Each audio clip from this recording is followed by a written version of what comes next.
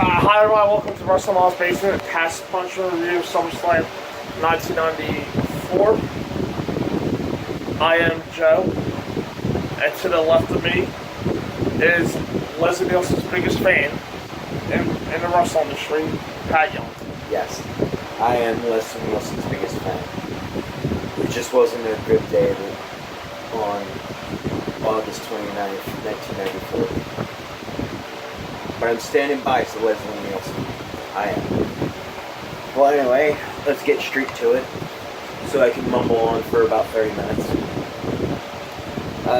SummerSlam 1994 was held in the United Center in Chicago, Illinois, on August 29th, 1994. The tagline is still hot, it's scary. Funny enough, this is actually the only time WWE has actually ran a show in the United Center. Usually they go to the Rosemont Horizon in Chicago. I'm sure you fans from Chicago know that. But WWE was one of the first events to actually take place in the United Center. It literally opened 11 days before this very event.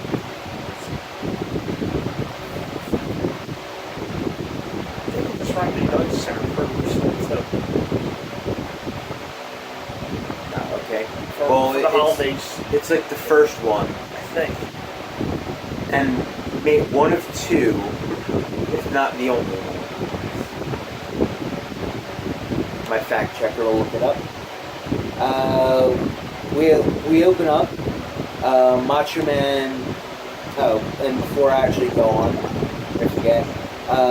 Just a couple of references. What Culture for Wrestling. I'm using information from their 10 Fascinating Facts about SummerSlam 1994. And also from TJR Wrestling by Joe Cannon as the review, just to give you a little bit more of a rundown than my notes would do. The show opens up with Macho Man Randy Savage. He welcomes everybody to the brand new United Center. March 3rd, my fault. Or the show. Or Brock fought Payton. On the Wrestling Tour. It is the first of two events in the building's 24-year history. I didn't want to lie to him. It's something like, I think Rosemont Horizon will be cheaper to rent. And they don't have to worry about scheduling conflicts with the Bulls and the Blackhawks. I think it's a nice building too. The wrestlers also highly comment that building. Like Austin loves that building. Yeah. I mean, it's the set of one of his biggest moments, and I think he also said that he likes the. Well, the thing is, the United Center likes the crowd. Is located in Chicago. The United Center too. Well, not the crowd. I think it's something with the ceiling. Right. Yeah. Or it like. Echoes better. Yeah, it echoes better off the the like the roof. oval shape. So when it gets loud, it gets pretty loud there. Yeah. Plus, the United Center is in the heart of Chicago, so closest more to rent probably. Probably. Which is, I think from Rosemont's like Grove Highway, and like. Yeah. Picture I've seen, so yeah. And plus, these are re-rinsed there. Yes, we've seen plenty of pictures where people met Vince were jealous here because Philly's garage is not structured like that. Hey, I gotta wait for my future balls out. Yes, I would complain about Vince and kiss his ass on his pocket. It's not worse than what anybody else does, so. Yeah, well, at least I would suck on his dick. Macho Man, starting this again, Macho Man welcomes us to the United Center, and he passes things on to Vince McMahon and Jerry Lawler. Lawler mentioned that Michaels and Diesel won the tag titles the night before from the Head Shrinkers, which already sort of puts a kibosh on the opening match. Makes it a lot less interesting. But it has one of my great staples ever. Without preparation. Yeah. So originally this match was scheduled to be for the tag team titles, but the tag team champions are no longer in the match because they changed. First match is Bam Bam Bigelow and Shyster. with Ted Dibiase versus the Head Shrinkers Samu and Fatu with Afa and Lou Albano. What I think about this match was, well, to even get farther into the lack of titles here, because I think it really does affect the match. It at least takes away stakes that you can easily get into this match. So I've heard rumors, or the rumor is that the Click, it was a power struggle for the play. What I think Shawn Michaels has said before, that it was the last minute decision by Vince, because he and Diesel were going to go on Regis and Kathy Lee that very next one. So take that for what's worth. However, it did make the match less exciting. Again, there's now a lack of stakes. The ending was kind of dumb too.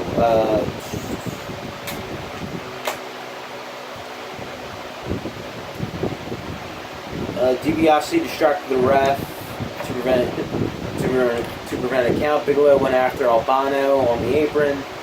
Afa went into the ring after Bigelow, and the ref turned around and called for the bell.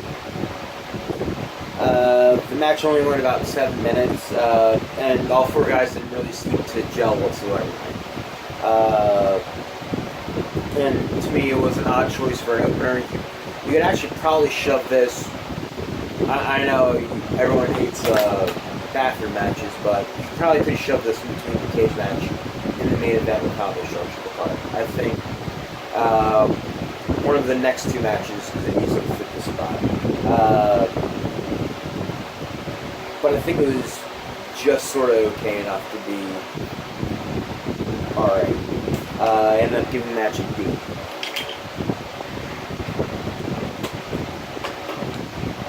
Post-match, Afa joined the Head Shrinkers to give Bigelow a triple headbutt, and then Irwin was knocked off the apron. The rest was brawl up the alleyway to the ring. Backstage, there was a vignette with actor Leslie Nielsen, who was a Canadian comedic actor, mostly known for the Naked Gun movies, according to him. Everybody knows Leslie Nielsen. Yeah, but he was in movies like Airplane. He was in the last episode of Golden Girls. Thank you. Which I'm sure he would know pretty well. He's actually a famous actor. We don't explain that. Everybody knows Leslie Nielsen. And he is... Not Liam Neeson. This is apparently pretty close to the Naked Gun movies, too. That series. Because he is on the case looking for the real Undertaker. He thought that he had found him and looked for it, but it was his good friend George Kennedy, who's also in the Naked Gun movies. They said they would look for him together throughout the night. Now I can add a little perspective from the little kid watching the time. This angle melts my heart. I'll give you the analysis from TJR Retro. As I said, the Naked Gun movies were amazing. These segments were not that great, but that's WWE comedy. Sometimes it misses. Nielsen passed away in 2010, and Kennedy died less than a month ago from this writing. We get to the next match. WWF Women's Title Match. Alundra Blaze versus Bull Nakano with Luna Deshawn. To me, I thought this was a very good match. I thought Alundra, aka Medusa, I had excellent chemistry with Bull Nakano. I thought if WWF just gave them any amount of time, that they could pull off one entertaining hell of a match. Nothing of that. But with Evolution coming out on October 28th, they're going to need some talented people. Yeah, why not go for Bull Nakano and Alundra Blaze? Is she hot? Bull Nakano? Oh yeah. We keep talking. I keep looking up. Medusa's hot now. I think Medusa can something else. Yeah. Well, anyway, I thought they played their parts both very well. Nakano came off as vicious and very dominating, and Alondra came off as the All-American Girl.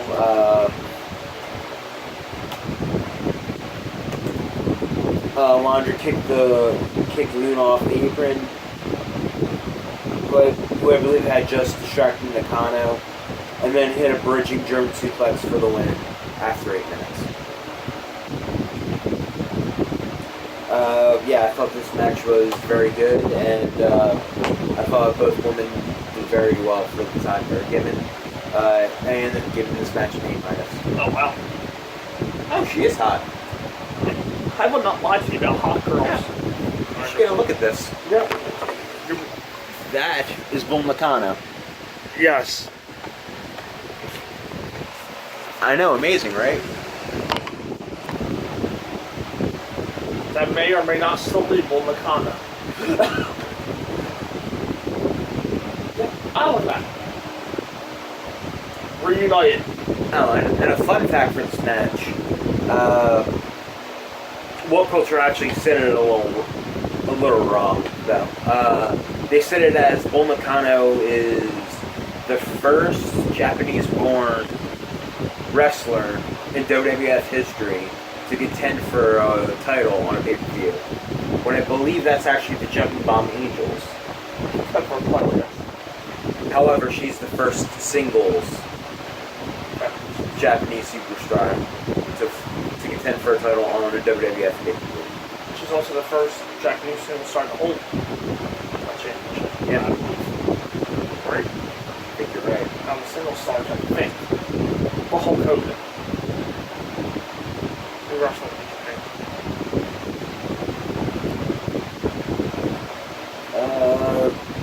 Next we get Shawn Michaels and Diesel. They were interviewed by Todd Pettengill.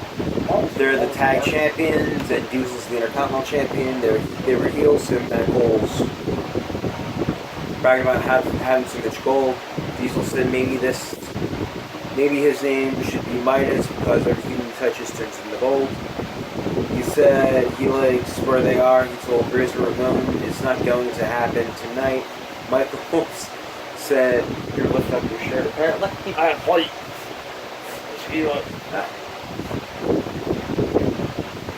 He told Razor Ramon it's not going to happen tonight. Michael said they were worried about the NFL Hall of Famer, Walter Payton at ringside. They left. Was there any reason why in your research Shawn was on the card? No, I didn't say it. Why, what's the story you heard? That was actually nice. Yeah, I didn't. I don't know why he was on this card. I mean, it's SummerSlam. Not in your Payton house. At the in your haste. Diesel and Michaels enter. I don't agree with Michaels off the card in terms of the match and how good he is. I get why they did it since Ramon had somebody in his corner too.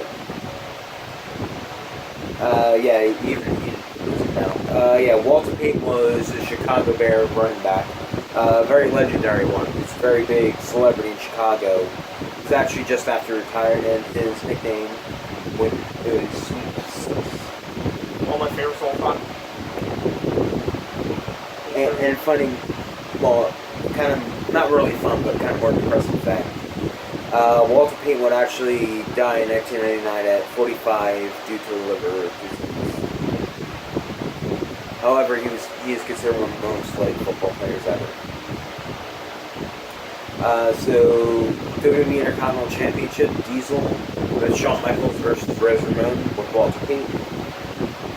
And I thought this was another really good match. The weakest link I thought held up really well being Walter Payton. I thought his interactions were kept to a minimum, and from anything I heard, like Bruce Pritchard's podcast, I think it was the one with Razor Ramon. He actually said how professional Walter Payton was, and weirdly, he actually remembered all the spots in the match that he and Shawn were supposed to do, but Shawn didn't really remember. But yeah, he actually came to play that day. And also I thought Diesel and Razor worked together. It's actually not known as a matchup per se. It's more of a tag team. Yeah. You feel from Scott Hall and Kevin Nash. But I thought that they did very well together. Diesel played the big man perfectly to his strength, and Razor actually played the very strong face. The crowd was very into it, and Shawn wins by accidentally kicking Diesel. Walter Payton had the referee distracted. I think they were fighting over the Intercontinental title because Payton took it from Shawn Michaels, and the ref was trying to take it from Payton. Shawn slipped in the ring, tried to kick Razor, kick Diesel. It took a while for the pin to actually happen because Payton was chasing Michaels around, and Razor crawled on top of Nash. 1, 2, 3. Razor is your Intercontinental Champion. I gave the match a B+. Okay. I gave him a good show until last Sunday's reaction. Wait. We have A- and B+. And I'm just saying. Wait. One D. Post-match, Diesel was shown mad at Michaels for the accident. Now to start the problems that would escalate up into Survivor Series of that year.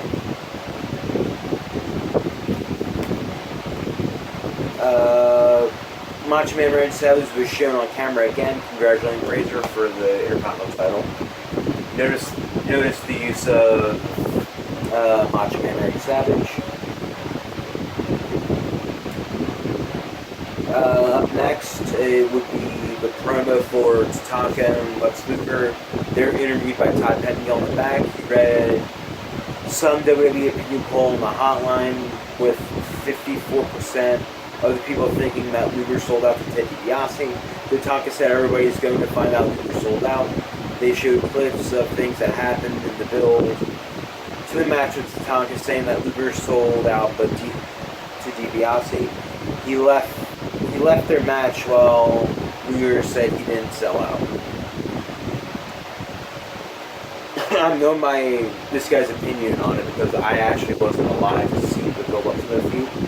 So I'm going to read his analysis for this. You were alive? Okay, I wasn't watching wrestling at the time. I was alive in 1994. Alright, let me help you out with it. Well, anyway, he said, your members going into this had no idea where they were going with it. There was a good long-term build up to this.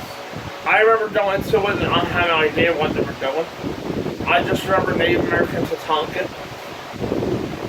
If it's called Native American Tatanka during the match. He did a vast number of times. For some reason, I thought it was called Tatanka. My full everything. Accused of Luger selling out. I can't remember the reason why, and well, there you go. They one more storyline for one hot match. Yeah, it wasn't really all that hot of a match. No. Tatanka versus Lex Luger. It was slow paced and pretty much nothing happened of note until the ending where $1 Million Man came out and tried to lure Alexa over with money. With Lex. So if I said Alexa, my apologies, Lex. You've actually taken a bump. Why do you make fun of my girl like that? Was that during the song I think she's very paying attention. My girl.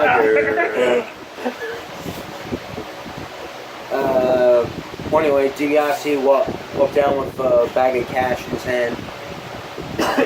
Luger was distracted by that, so Tatanka did the roll-up of death for the pinfall. Roll of death is the way roll. I don't see the roll of death because a lot of times I roll. Yes. It ended in about after 6 minutes. Yeah, the match was slow paced. There wasn't really anything going on, and it would end up Tatanka would suck as a heel just as much as he sucked as a face.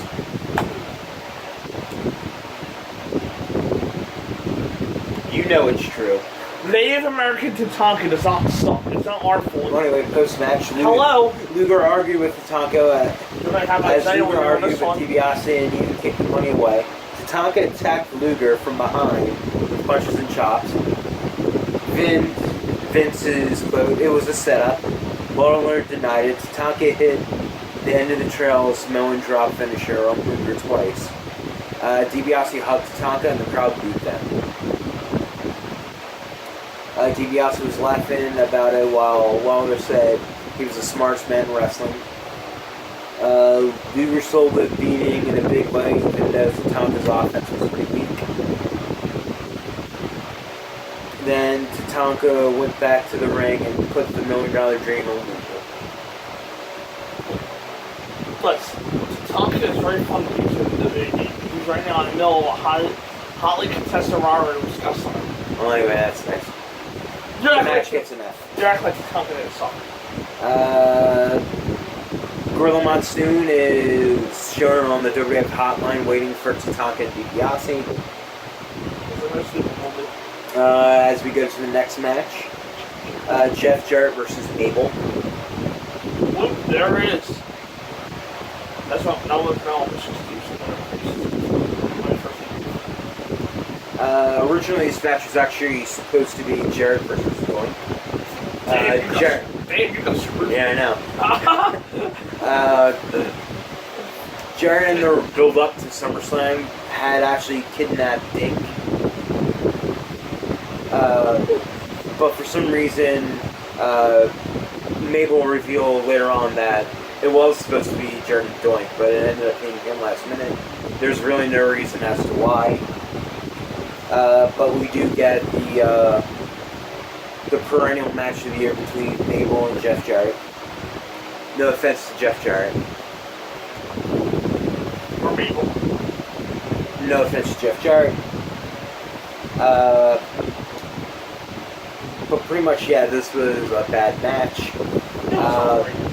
It's sort of evidence against why Mabel was pushed later next year, like at the next SummerSlam. He really couldn't wrestle a 6-minute match, so I'm not sure a 15-minute WWF World Title match would be warranted. Just the deal was how that picture.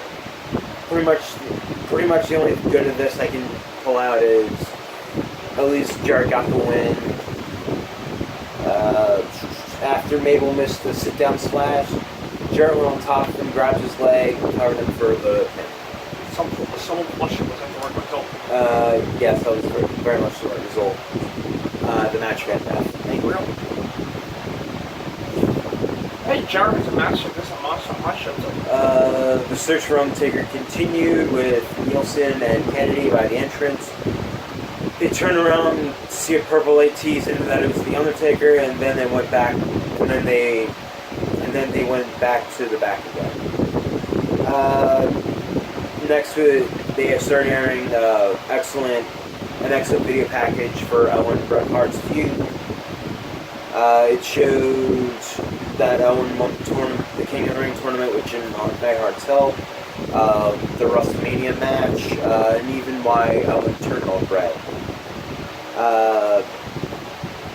Yeah, it was about 9 months of build up to this title match.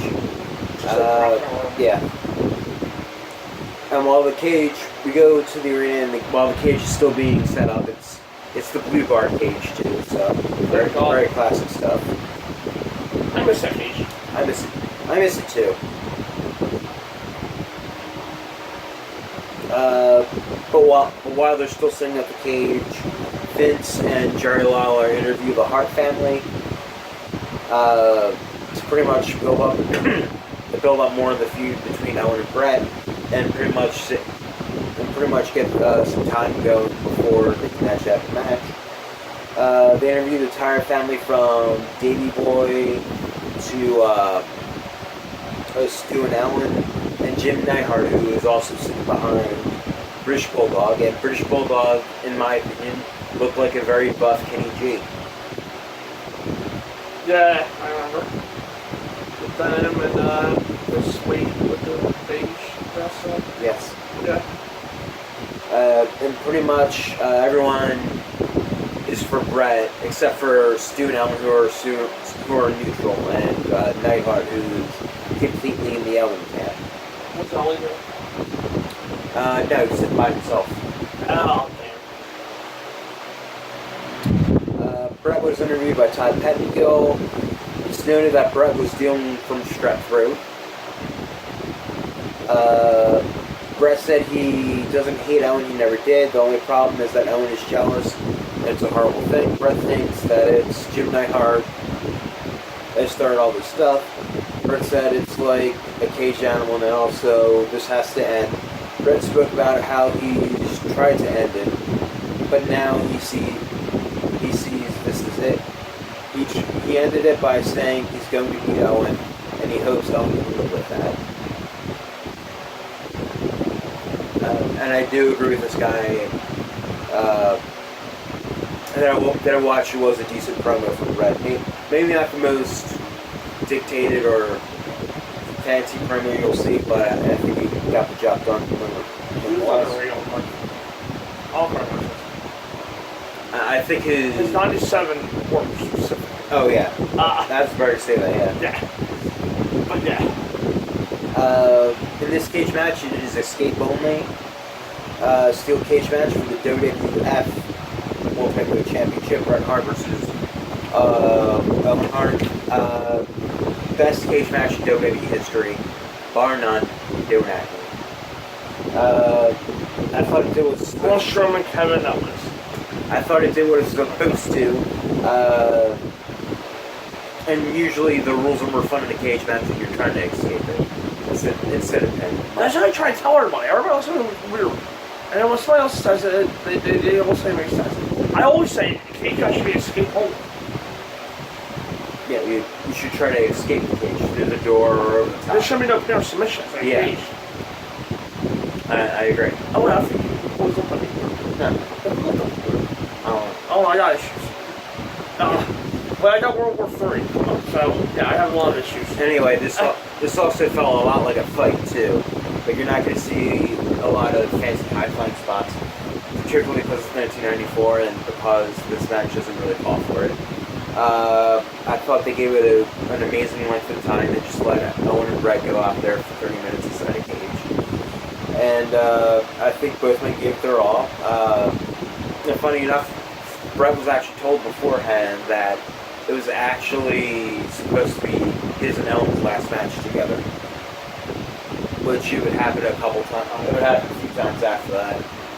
I know on an episode of Raw, I think, or premiere episode of something, of one of the WWF shows at the time, that happened like a couple months or years after this. I don't want to Action Zone. Action Zone, that's what it was. Yeah. And they also had a few house show matches after this match. If you need dates, both the wrestlers or whatever, please at me. This was an excellent main event until the main event. It's not even something fancy. You ever So yeah, in short, if you haven't seen this match, stop now and go ahead and see We'll it. all stop this review, because we got some big news at the end of it. Oh yeah, we did. Well, anyway, when you have the time, go ahead and see it. You're missing something if you don't. Brett wins by escaping the cage. Him and Ellen are on the side of the cage toward the Hart family. Owen gets his foot caught. Brett jumps down. Brett retains. Part 2 will be up next. Yes. I don't think I'm going to take it. And just to finish it off really quick, I gave the match an A+. We got Undertaker, and World War III review coming up. Yes.